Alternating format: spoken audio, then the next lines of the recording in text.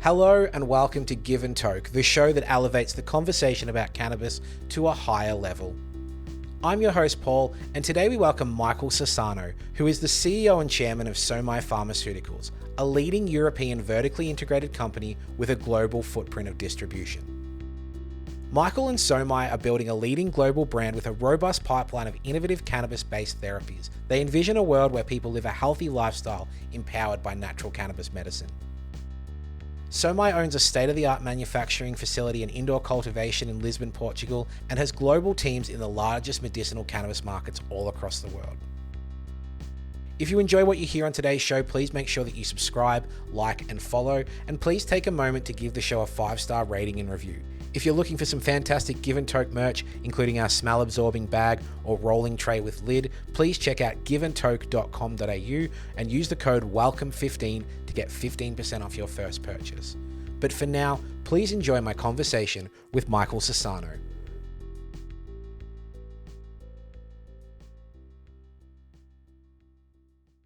Welcome to the show, Michael Sassano. It's nice to be here. Thanks for having me. It's so nice to have you on. Now, you have operations in so many different markets and you have lived your life in such distinctly different places, including, the East Coast of the US, Monaco, Europe. Where do you call home, or where do you feel you're most at home? Yeah, currently Portugal is my home. This is where the headquarters of SOMAÍ is. It's where our extraction facility is. It's where our new cultivation facility is. But really, the reality is I live in an airplane now, addressing the emerging global medical markets. So that's also my home 90% of the time. Must be racking up those frequent flyer miles pretty well then. Oh, I'm top of the heap on all of them. So you have a working history that includes private investment, along with time at Lehman Brothers, CIBC, and Oppenheimer, and now Solaris Farms and SOMAÍ Pharmaceuticals. Describe the journey that brought you to today, because there's quite a lot to unpack in that alone. Yeah, I took my my banking career and ended up in private equity and real estate mostly. And when cannabis came along, it seemed like it was a perfect fit for both sides of the equation. And to that effect, I was mostly an investor in the early days. And then I started having sleeping disorders. I was using cannabis extracts to make me feel better.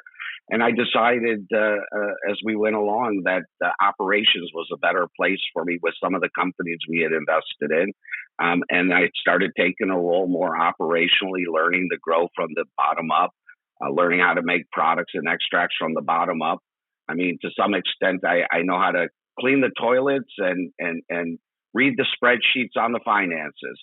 So as time went on, I ended up out in Europe. We built a bunch of great companies and facilities in the United States. And this is SOMAÍ Pharmaceuticals is my 25th build in cannabis to date. So this is my shining moment. This is my best model I ever made. We're going to spend quite a bit of time digging into SOMAÍ and the work around the world, but I'd love to know a little bit about Solaris Farms, because it seems like this was kind of one of the big parts of that delving into cannabis. So tell me about that organization and what it is you guys do there. Yeah, that ultimately that was one of the, I think the first high-tech greenhouse in Las Vegas, Nevada. It was my first foray into the management side and kind of segueing out of the investment side into management. And I was living in Europe most of my adult life, and I moved back to Las Vegas in order to create that.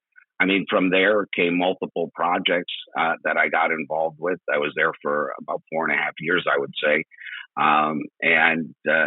This was a real boom time because the medical programs is where we started. And then recreational, let's say, programs started popping up all over the United States. So it was a really upward trajectory moment for the cannabis industry and pivotal moment for the cannabis industry in the United States. And being on the West Coast, you really had the selection of the best genetics and the best tech for extraction. You had the most avant-garde extraction techniques coming out, and this was even pre live resins and rosins, to some extent. Still people didn't have real extracting machines. Still people were trying to figure out how to get genetics into their states because the rules were very clear that the genetics had to be there before. But imagine Las Vegas. Where was the cannabis genetics that were there historically for the arcane time? Obviously, a desert wasn't growing some amazing strain of cannabis. So this was a very tricky period to try to figure out how to grow the flower as well as make products out of the flower. It's interesting to hear about some of the other jurisdictions and what they've gone through, because I think people like to idealize what's going on in certain places. Like when people think Las Vegas, they think MJ BizCon, they think about MedMen and all, the outstanding retail experiences. But just like anywhere else in the world, they had to struggle to get where they are as well. So, I mean, give us a little bit of a picture of the Las Vegas scene. It does seem like a bit of the kind of holy land to a lot of cannabis consumers. What's it like there? Yeah, Las Vegas, the notoriety of Las Vegas was, we would call it the media capital of the world for cannabis, because what brands started there, what companies were there, ended up being global in nature, or at least multi-state at that time. And so there was also, because of the limited amount of licenses, it wasn't an open license state. So like Oregon or Oklahoma, you could get a license for $1,000 and okay, you're off to the races. And, Las Vegas, it was a limited, and I don't believe, except for a few dispensaries more, they haven't offered any new licenses. The original were 90 total licenses. And then public companies started coming into that area now. It was the most prolific, I'm sure probably is today, where it has the most amount of public companies still domiciled out of there. And a lot of those changed hands over the course of time. There was pluses and minuses, winners and losers, like in any market, and a lot of people came and went out of the Las Vegas market, but the media remained, and the focus on Vegas remained. And it was kind of a beacon of California genetics to the world, because that's a very closed circuit television. It was where people in new states like New York's and Florida would come to see what's going on in Las Vegas. It had some of the most high-tech grows, indoor, greenhouse, outdoor. We had an outdoor farm in Death Valley where you would, what temperature? Your C or F? Yeah, we're 50, Celsius here. Yeah. Yeah, so it'd be 50 C. You'd be growing in. They would start flowering around 50 C, and you would be harvesting at 0 C. So somewhere around August, September, you're at 50 C, and you're going, this is the hottest place. It was rated the hottest place on earth. And then suddenly you're in a big winter coat harvesting in November. So, it was home to a very diverse groups, and really all the brands from around the world, around the United States, would come there and have a launching point out of Vegas for that notoriety. Very cool. Well, we'll talk again about the US a little later in the show, but that's really interesting to know. Once upon a time, I think kind of before I started this pod, I believed that every person that works in cannabis needs to use cannabis. And what I've learned over time, both through advice from others and just learning, is that that's not necessarily true. What's most important is an intimate knowledge of the plant, whether you use it or not, an understanding of business practices. And if anything, I've learned from some that people that smoke too much cannabis aren't always the best cannabis workers. So I'm curious to know, what is your personal relationship with cannabis? Does it have a place in your life? Is it something that you've found a benefit in? Yeah, cannabis is, through my adult life and young adult life, cannabis has been present. I think in the early days, it's more, the usages were more geared towards sleep or anxiety or stress, things that are common day usages to me. And then as the time went on, I had to learn how to actually make the plant, grow the plant, the bugs that love to eat the plant, why terpenes changed from one season to the next, one lighting to the next, one bug bite to the next. And so, sitting back in a grow for 2 years straight, I have sunburn to prove it from the greenhouse. And so So yeah, even early day extractions that we were looking at, it wasn't like somebody gave us a machine and said, "Here's a really great machinery geared to minor and major cannabinoids, and here's a machine geared to decarboxylation, and here's a centrifuge so you can make better live rosins, and here's all of these great tools." Well, that didn't exist. So you know, to some extent, I think people in the early days were even using basic olive oils or fatty acid chain materials in order to heat it up and then do a sifting process. And it when I look back, I look at the equipment I have today, and it's not that long of a period of time. I almost don't see where we came from because there's been so many variations of extractor equipment. One day the CO2 guys came in and said, "We're the cleanest," and you didn't know any better. You didn't know to ask, "Did you ever extract cannabis?" And they're like, I should have known at the time when they said, "We're the best for perfume extraction." And if I would have known then the long road to get that thing dialed in order to really, extract cannabis better, well, I would have told my younger self something completely different back then. Look, maybe just putting ethanol over it is going to work a little bit better in the early days. There's just so many things that ended up happening, and then tech started to develop around it, and the industry started to sell it. Now you look at the U.S. $32 billion market, Canada $4 billion market, global's 2.5 billion euro, whatever dollar market. I mean, that's driving tech to do what we were thinking about back then today. Like what we dreamt back then is now a reality today with some equipment and some creativity and know-how. Well, you alluded to it already, like you're chairman and CEO, but you also know how to clean the toilets and everything in between. And I think that's really important. I was lucky to visit the Tasmanian Botanics facility earlier this year and, to speak to their CEO and hear him talk about being down in the basement trying to figure out resins and things like that. It's inspiring to know that even the people at the top are getting their hands dirty. And I think that's I think a lot of consumers really underestimate. They'll throw out phrases like big pharma and they'll throw out, corporate weed without understanding that, hey, a lot of passion goes into this no matter what position in the company. So it's great to hear that are getting your hands dirty and constantly learning lessons, I'm sure. Yeah, I mean, but it's been, it's the only way. Even earlier form investments, people, weren't really doing well for us. And, I had to get down at the bottom. As a matter of fact, I still sit there. Every one of our products that's created, I created them and the series. I remember, for a week I was burping up terpenes trying to figure out what the right taste was. Yeah, way too much limonene. and so, and it just, this is how it has to be. You can't launch a product because you didn't even try it or understand how it works. And, I was just recently talking to somebody and they go, "Well, why do you have 30% more minor cannabinoids than us?" And I looked at them and I said, "You must be adding minor cannabinoids in bulk into that." And I looked at them like, "I don't even know how to do that, but it doesn't even sound efficacious. We have a 3-step extraction process, and here's how you do it." He's like, "Well, I'm your competitor. Why are you telling me this?" I was like, "Even better. Come on over to my facility. I'm going to teach you how to do this better, and then you'll improve for the entire universe of cannabis patients. And so let's help you out. If you succeed, I succeed. There's plenty of room for all of us in these products."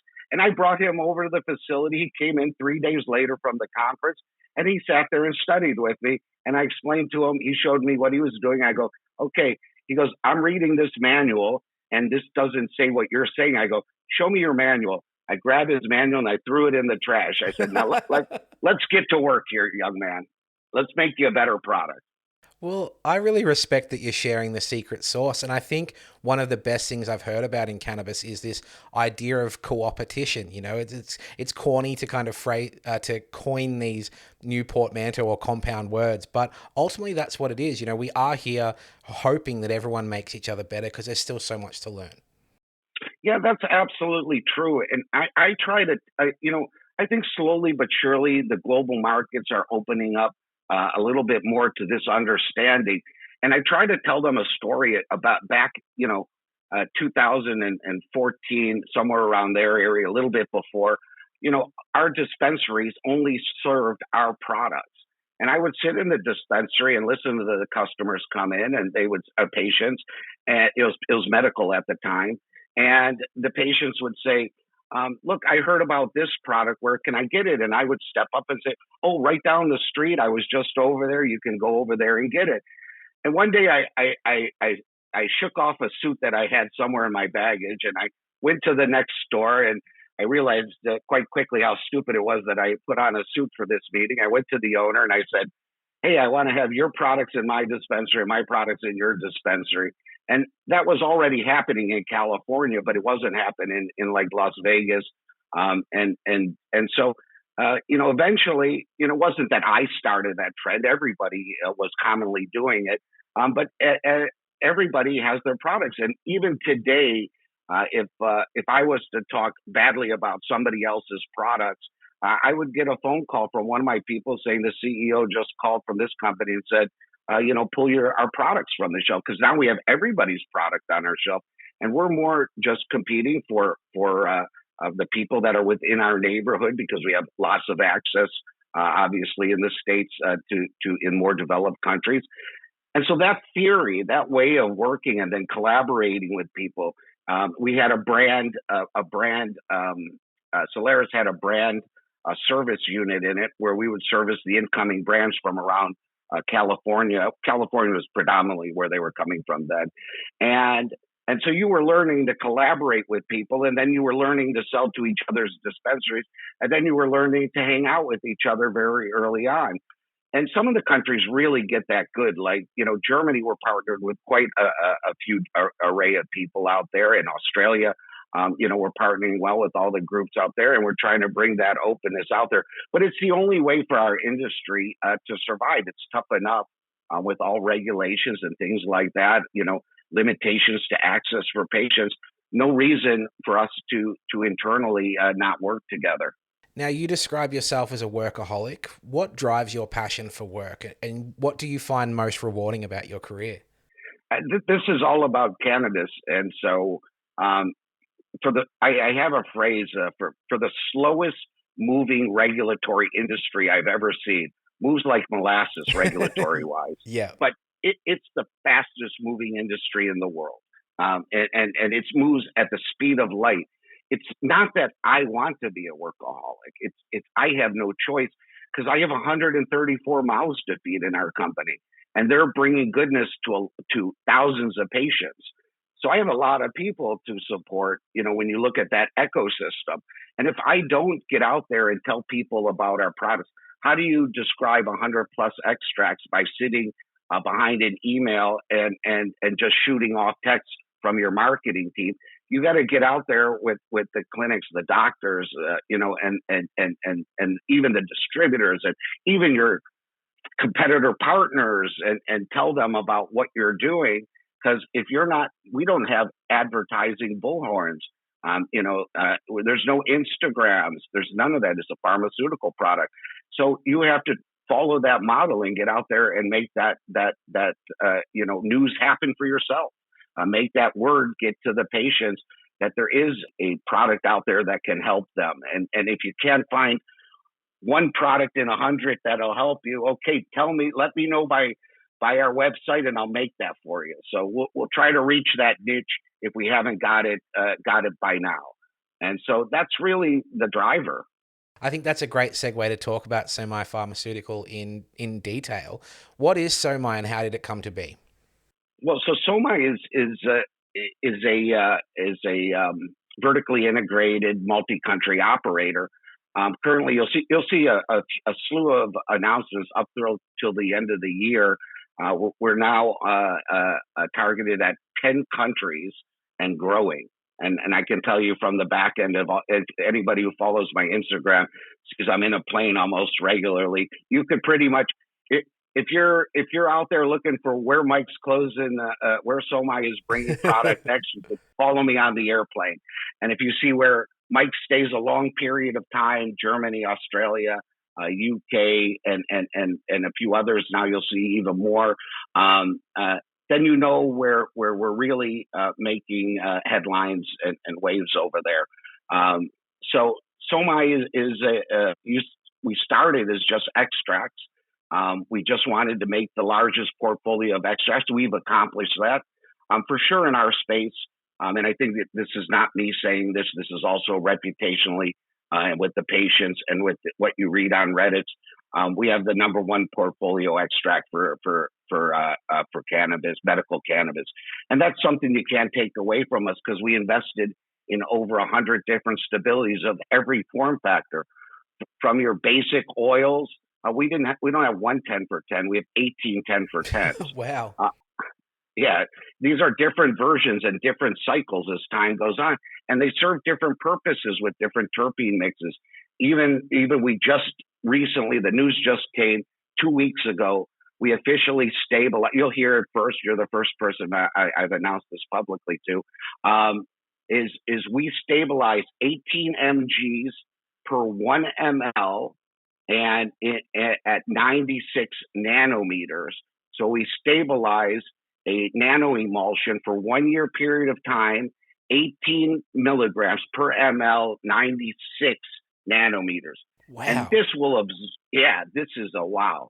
For the pharmaceutical community, this is a wow, because it took us 2.5 years. We had the tech from the US, but we had to make it with pharmaceutical GMP equipment, and we had to make that stabilize for a year because products in the US are not stabilized that long. We had to at least hit a 1 year stability. And we started that back 2.5 years ago. And so this just came with official stability. And now we go into industrial production for this product. And so, making oils isn't just taking crude oil, putting it into a reactor and saying, here's your 10 for 10, here's your 20, 25. There's minor cannabinoids to consider. There's terpenes to consider. There's faster acting excipients, which will actually be a launch by the beginning of next year in your market. And then the nano solution, which will come up later. And so this exists.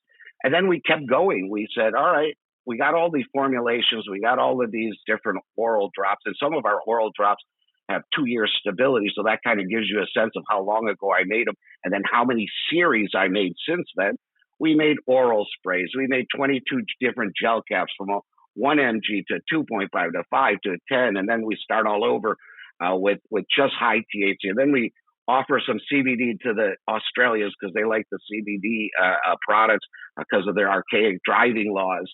And so, I just did an article about the driving laws and pointed out some of the things for your countries as well as others. But anyways, we're exhausted by that. It's shocking.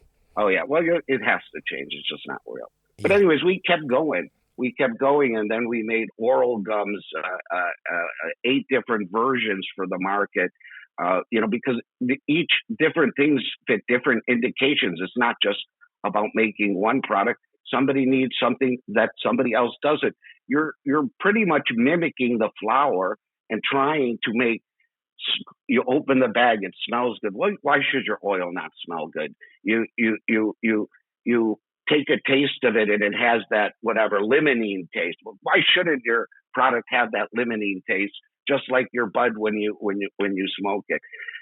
And then we kept going, live resins and rosins for 2025, a whole array. We don't come out with one product; we have 3 versions, and then we have for 2026. We're already working on that, so we have multiple versions of that. So SOMAÍ is a progression of extracts and always improving extracts over the course of time with products I made for today and the future. But the future in somebody like Australia is here today.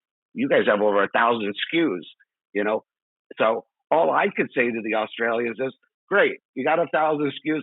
I have just about every one of what you have there, but it's all in one consistent array with single strain full bud flower extract and made at the highest quality standards you can imagine. And so I can bring my product to hard markets like France, where you have to do a 200-page market authorized dossier. Portugal, we've done 4 market authorization dossiers. So these are real medicine dossiers. So we're at that level of production, and we can offer that to the Canadian markets in one portfolio for their doctors. So that's pretty much how SOMAÍ started. And then I bought an indoor facility here in Lisbon just about 7 months ago. That sold out till 2027. And now I'm bringing different brands and different flowers to the markets to see what these patients really want and what they really like. It does sound to me like you're heavily committed to, flooding the market's not the right word, but, offering such a high array of products so people do have choice. So often here, I've already, in the 2 years that I've been a medicinal patient, had 3 products that work really well for me discontinued. As some companies are shrinking their product range, it seems like you guys are committed to finding what works for people. Yeah, I mean, that's one of the strategies when I came into the Australian market was I kept hearing about products disappearing, and I kept hearing about out of stocks and out of stocks. And it didn't really make sense to me until much later, until actually not so basically recently. And so what I did is I brought in 25,000 bottles over there to say, okay, here's my commitment. You're going to have never ending stock. And I get a call from the warehouse, and they're like, "Oh, Mike, this is too much product for us to handle." I'm like, "Well, it's only 2 pallets. I mean, I made that in a month for you guys, and all the array. I made all the beginning arrays, and so I was scratching my head. I said, "Wow, that's." So I had to disperse it all, throughout the system because somehow 25,000 bottles was a little too much for. Right. And I thought to myself, how do I prove to somebody that I'm here to stay and here to provide that? And what you get is customer acquisition for the production of your products, where when doctors or clinics or groups run out of the 0 for 100 or the 25 for 1, whatever, it's SOMAÍ's there to fill that gap every day on that page. So when you're scrolling, you're going to find it.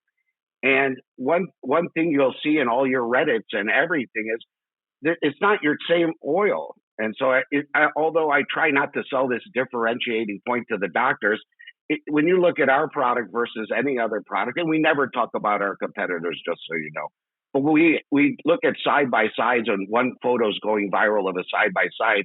There's these darker, murky, or light brown oils, and then you get to SOMAÍ, and it's crystal clear. And you read on the website SOMAÍ's terpene profile. Why? Because we extract our terpenes first, and so we know by GMP standards what our terpene value is over the course of years. And you see minor cannabinoids listed precisely, and you say, well, how could they do that? And GMP is test your end product at each stage of the game. And so we made it so that we can have consistent minor cannabinoids and consistent single strain elements. And over the course of 2 years, that data almost homogenizes to what you see on that screen. Sure, variations were herbal medicine, but it's pretty much the same. And so we can show those things off because of all the techniques we have. So the market gets the benefit of that kind of a product at our lakes, and inventories that never end. And now I got to figure out how to send smaller inventories to you. So we had to chop down our vaporizers. I had 15,000 on your way, and they said, Mike, please just cut it in half. So I said, no problem, but you do understand it's just as expensive for me to have a pallet and send it over there as it is for me to send a half pallet over there. Like, it's the same price. And they're like, Mike, please, not again. So I said, okay, I'll keep half of it here, and I'll bite the bullet on flying it out to Australia. I'll fly it out myself on the next flight. Well, it's good to know that if people see products manufactured by SOMAÍ, they can be confident that they'll still be around, when they need to fill their next script or when it's time to re-up. Yeah, definitely. You can be sure of that. That's my pledge to your community online and the whole global community. Well, there's a lot of excitement about global markets. You guys operate in a lot of different places around the world. And I'd love to know about kind of what's exciting you and what you're seeing. There's excitement in Spain. France has got this extract-only market. Tell me what you're seeing around the world and what's really kind of getting you going. Wow. Okay. You just opened up the big discussion there. Well, look, I mean, the elephant in the room, Germany is on its way to a billion euro market. I just got back from a 2-week trip over there. I have never had such. I was in the inventory room when I came back, and I looked at our inventory. I've usually had quite a large inventory there, so we can surge, send out, and build up. I have no inventory left. They've sucked everything out of the room, from flowers to oils and everything. So that market is moving extremely fast, as they took the narcotic derivation off of cannabis. And so you're going to see new pop-up models that you've never seen before. I saw some interesting. I'm writing an article about the most innovative models of Germany after visiting it. The amount of tech, really, a lot of the industry has to do with tech and money to improve your service to patients, making sure, like, Australia is kind of spoiled in this way. You guys almost have same day service with your product in most places. Yeah. Yeah, they're just getting there. And even in the UK, I was reading a complaint online that it took 7 days to get their product in the middle of nowhere. But it's still, a fairly easy country to traverse, but it took 7 days for them to get their prescription from London to wherever it was going. And so they're tackling that with at great speed and going to look more like Australia. I always use Australia, by the way, as one of the shining models for customer service, selection of products. These are definitely the biggest positives of Australia. For no reason, UK is bumping up. We have no idea. There's no regulatory reason for it, but I think it's because it's come in line, the illicit market versus the UK market, and the legal market now has so much good selection. They're at about 650 SKUs, more or less. And so that one's moving up. Poland, surpriser out of the night. Poland is 100 million market overnight, the last 2 years of things, and probably going to double or triple by next year. Hard to get in there, very long registrations, 1 year just to register. It's more like a market authorized product as opposed to special access. France, very similar. It's got delayed, but France is going to, maybe next year it'll come back. But that's market authorization, 200-page dossiers, and you're dealing with the government on pricing. So SOMAÍ can definitely sweep it's extract only also.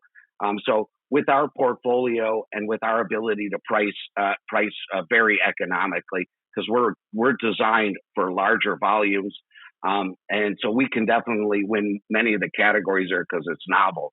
Spain just was announced a week and a half ago. That's finally come in line. I've written a lot about Spain. You can go to a social club and get cannabis from the underground, which is great. I've seen a lot of these social clubs have excellent products. But now legally, if somebody who has serious ailments like epilepsy or multiple sclerosis, or just simply like myself, pain or sleepy disorders, you can now get cannabis through the Spanish program. And so that's solidified and going to be codified probably in the next month or two. And so that one's our neighbor. We're definitely going to sweep up there with extracts, magisterial prep. And then I'm on my way to Czech. That looks like it's going to loosen up a little bit. You have Switzerland. It's little, but they're experimenting with multiple dueling programs, medical and recreational. And I could keep going if you want. Honestly, please do. This is one of the most fascinating things because I do have some more questions about this, but carry on. Yeah. Well, as you know from Australia, I'm sure you've heard about, I'll sweep a little bit around the globe and look at others, not just pay attention to the Europeans. But you could pretty much be sure in Europe, all the countries are talking. I call it heavy medical or light medical. So you're either going to be heavy medical like Ireland. This is a place we just announced a few months ago where you're limited to those major indications, epilepsy, multiple sclerosis, cancer 3. And then you have light medical where you've included pain categories, stress categories, and other categories. And then you have German, which is ultralight. So, it's this is a non-narcotic ultralight category where, just about any reason that you think you need cannabis, the doctors can prescribe it, which I think is a model that everybody will gravitate to over time because, as we all know, it's safe. and it works. And I don't care what the rules say about and what people say about research. If you don't have enough research with 30,000 research pages out there, if you don't have enough research with the new 252-page HHS report, which studied 6 million patients, 30,000 prescribing physicians for 2 decades, and concluded it's safer than the current products on the market, and safest for an overdose reaction, as they quote it, and good for at least 15 indications. Thank you, FDA, for that comment. Well, look, if you don't know that by now, come on, why are you, let's help convert you. Let's bring it back in. So, all the European markets are getting on the bandwagon. And if you think about it, 1 billion in sales means TVA tax of sales, 19%. That means there's 190 million euros in the government's coffer to spend on whatever they want because they're helping patients get access. So people got to they're paying attention big time in Europe. But you got Thailand near you. That's like the Disneyland of cannabis. Yeah. I spent my honeymoon there last year. I had a blast. As much as I love medicinal cannabis, it was nice to just go and have some fun. Oh, yeah. Well, I didn't know that. So on one of my trips out there, I was coming to Australia to Bangkok for a conference just to learn. So I called my friend ahead of time and I said, hey, can you get me some product there? Or, no struggle there. He goes, Mike, you don't seem to understand. He's like, just land and you're going to understand. I was like, really? He's like, don't worry. I was like, look, I'm coming from Japan. I haven't, had a good sleep in quite a few days. It's really important. He goes, trust me, it's important to everyone here. You just walk down the street. Amazing. What a great way to discover it. Because I just had this year of build up where my wife agreed to honeymoon there and I was just like a kid in a candy store. I'm like, let's get this wedding done so we can get over to Thailand. So that's really funny. You had no idea. And there you were, you turned up to, I'm not going to call it utopia because there's some flaws with that system, but it's a hell of a good time. Yeah, I think that's going to be a lesson on what not and what to do possibly. Yeah, there's a lot of plus and minus there. When the chicken guys trying to sell me field grown cannabis, you got to kind of scratch your head at some point. Yeah, I still kind of need to know where it's coming from. Yeah, exactly. So, anyways, you can keep going. Like Caribbean, we just closed a deal a few months ago in Costa Rica. You have Brazil, which is like using a Supreme Court loop around inside of their model. But from a medical standpoint, that's where SOMAÍ sits there, not competing for the next CBD product out of the U.S. because there's no standardization on where it can come from. It's not like us where EU GMP rules over here. And our product can go to any country. But they can take products from the U.S. and those U.S. products can't come over here on many levels. For sure, they can't cross state borders on THC. So you got South America looking good. So it's around the board. There's no one singular place. Let's see if we can get the other regions. Africa's doing great too. Morocco opened up to selling the product. At least us people like us extracting it. I think their first GACP came online. By the way, buying product from Bangkok and bringing it to the EU, there's some really great growers out there. Some old heads from California running great outfits indoors. I mean, really fantastic. Australia's getting a shot in the arm of great product that's non-Canadian for the first time. Yes, yeah. Yeah, well, I was a bud tender in Vancouver for a couple of years, and I feel like some of the exact product that wasn't selling on my shelves there has come over here for the medicinal market. I'll be honest, some of it's great, but some of it leaves a lot to be desired. Yeah, we got plus and minuses. One person's loves another person's, hey, that smells horrible. Exactly. And look, I got to say, I do really appreciate your kind of optimism about it all in general, because I think people can get really bogged down in what's challenging in this space and what's not working. I guess I'm really curious because I hear a lot of people who are just in the Australian market complaining about how difficult it is to operate with our regulations. You operate in, 10 plus countries. What's it like to navigate such different regulatory frameworks when, everywhere in the world is doing it so differently? Yeah, I mean, we have 11 QAs, 3 regulatory internally, 3 regulatory affairs. You have a large inventory staff to navigate these roads out there.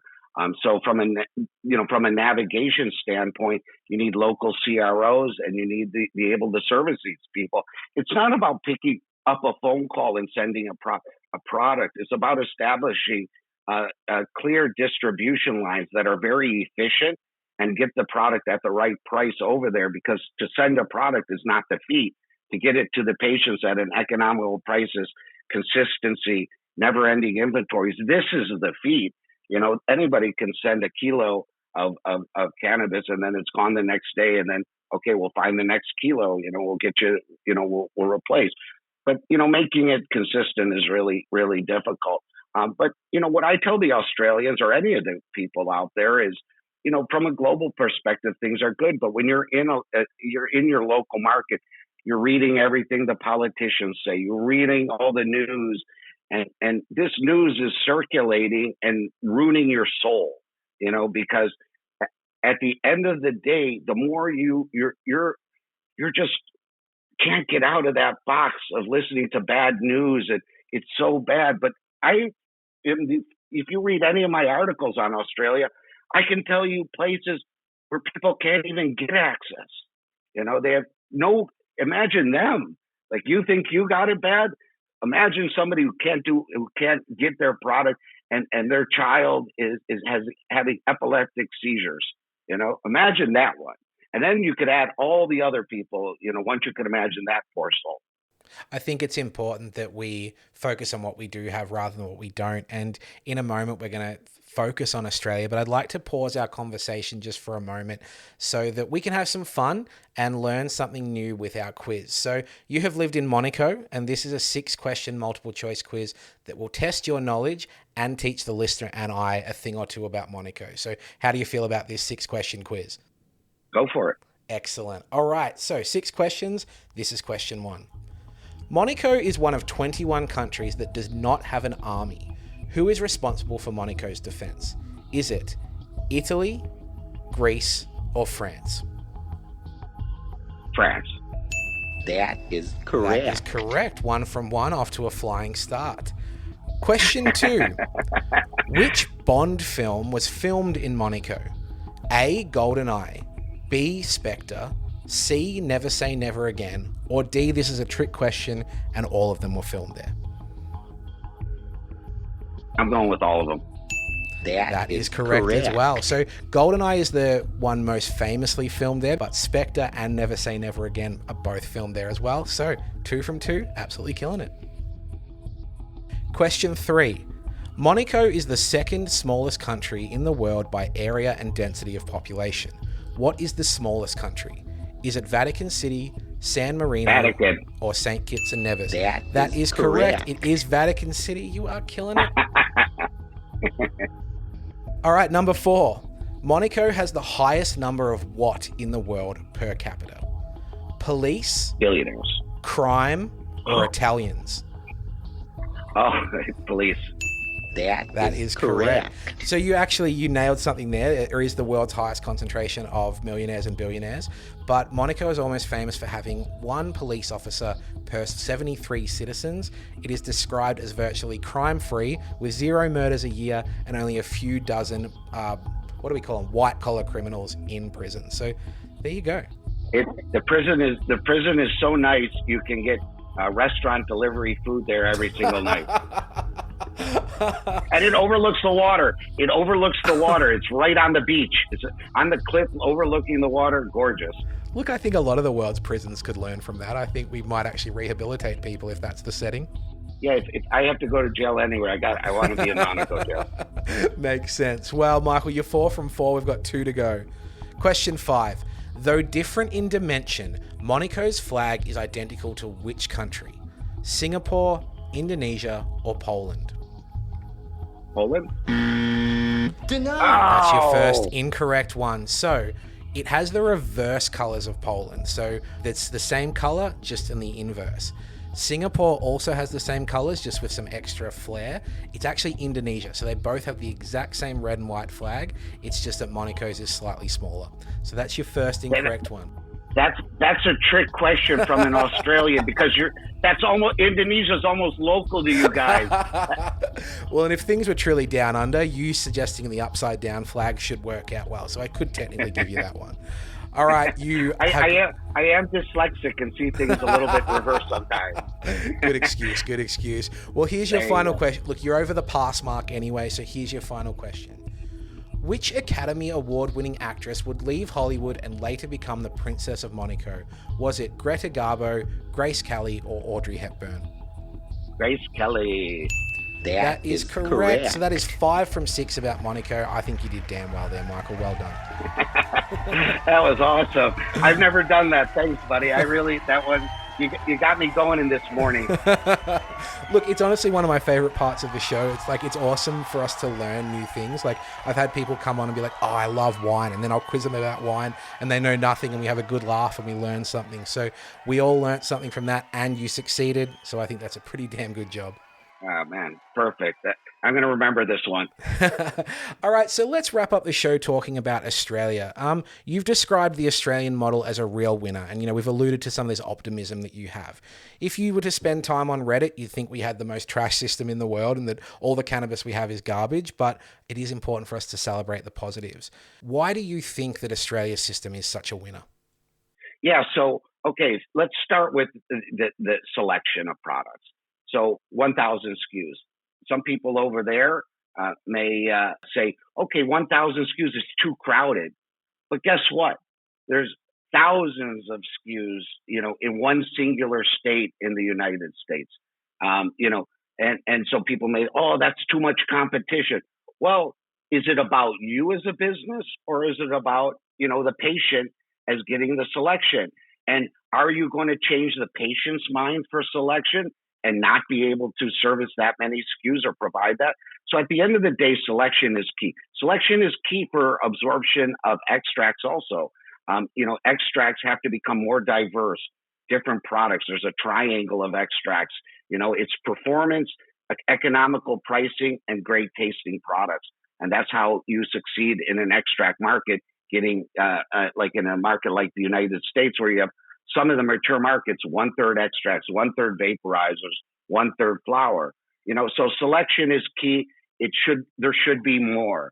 And people who, us people in the business need to be more innovative to provide consistently more selections to those patients and doctors. And yeah, it could get confusing for the doctors, but that's why you got Reddit and other informational sources to help you out. So although doctors can't know every one of the products, you need to be able to tell your doctors, that, hey, look, this is what I'm looking for here. I heard this might work. And you should have a right to try different products that are economical. So that's one. Economical, I already touched on it. You can't make a product that's so expensive that people cannot have it. It doesn't make any sense. And even at a premium level, that should come at a good price. There should be premium at quality at a price. Just because SOMAÍ extract, we put it at an economical price, doesn't mean that it's the highest quality sitting on your market right now, which it is. You can have both.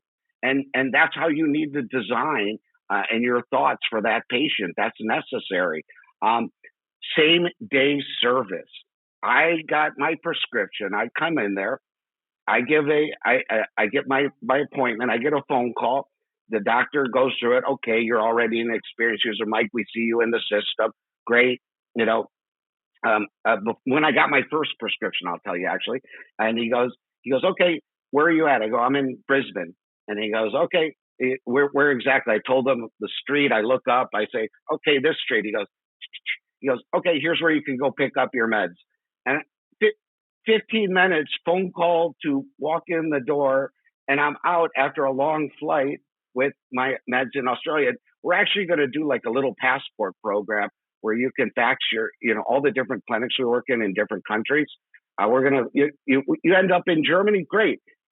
Here, fax over your doctor's appointment. And so you'll have to get a call. So then you'll have a similar or like kind medicine to what you're used to over there. Wow.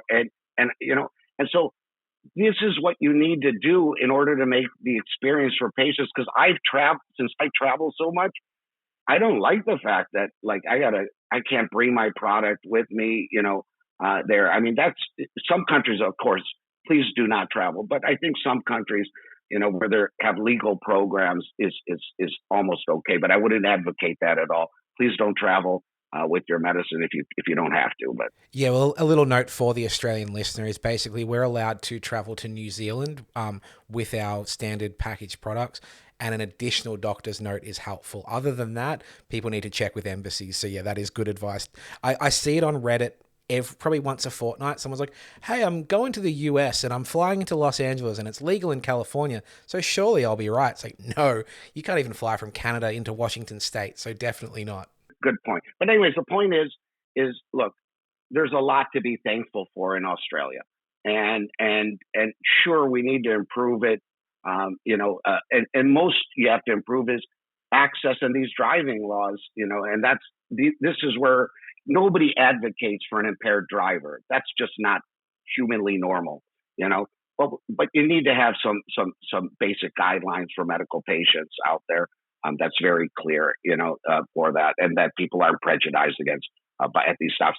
I didn't know that police, I saw it in ads where they swab your mouth in the morning, and I said, well, who the heck's so bent up in the morning? But, I can understand taking your cannabis in the morning, but what are they exactly looking for? And I said, well, there was a lot of drunk driving, back in the day. Like, I go, okay. So then they get cannabis inadvertently because they're looking for that.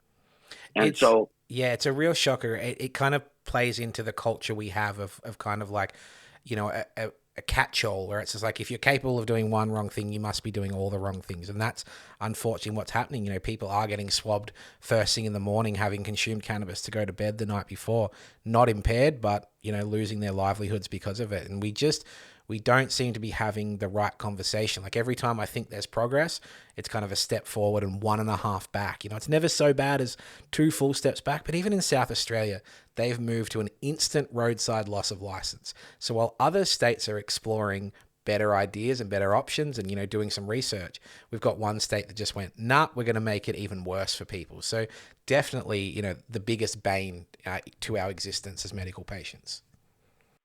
Yeah, I wrote an article kind of juxtaposing the different markets and their opinions on it, and we'll get there though. Yeah, look, 17 years of doing this, we never get everything we want, but we do get what we need. So, I like that.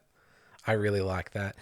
Michael, do you believe we'll eventually have an adult use market in Australia? And if we do we need to protect the medicinal market in a way that typically hasn't occurred overseas?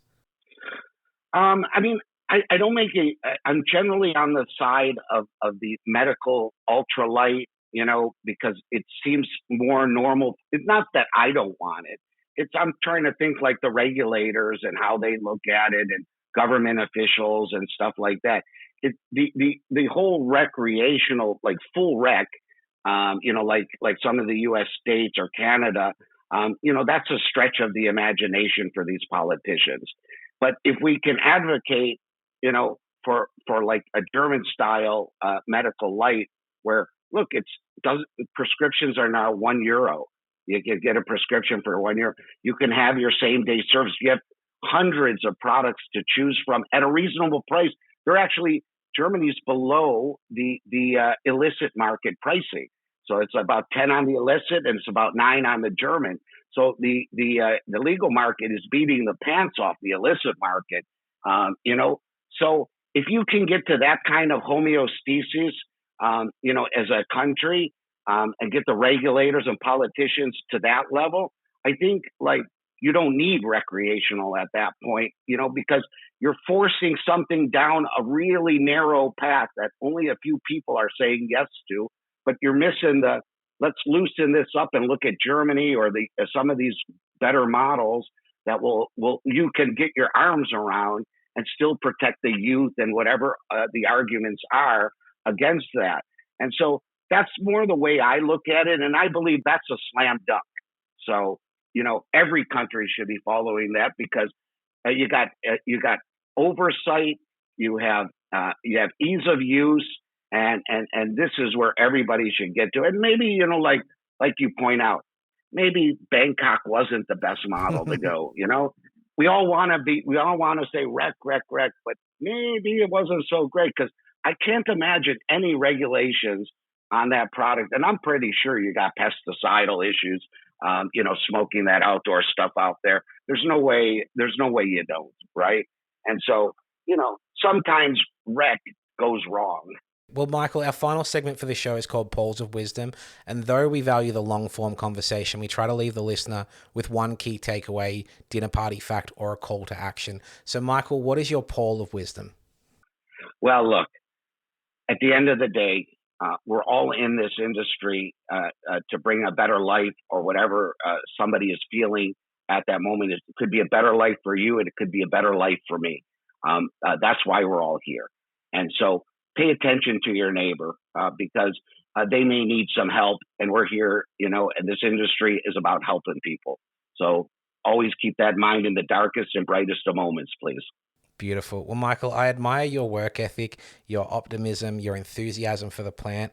You've got a huge patient focus, and I love that SOMAÍ is about quality and cost and innovation. So it's been a real pleasure to spend this time with you today. Thank you so much for being with us. Thanks for having me. I'll see you guys soon in Australia.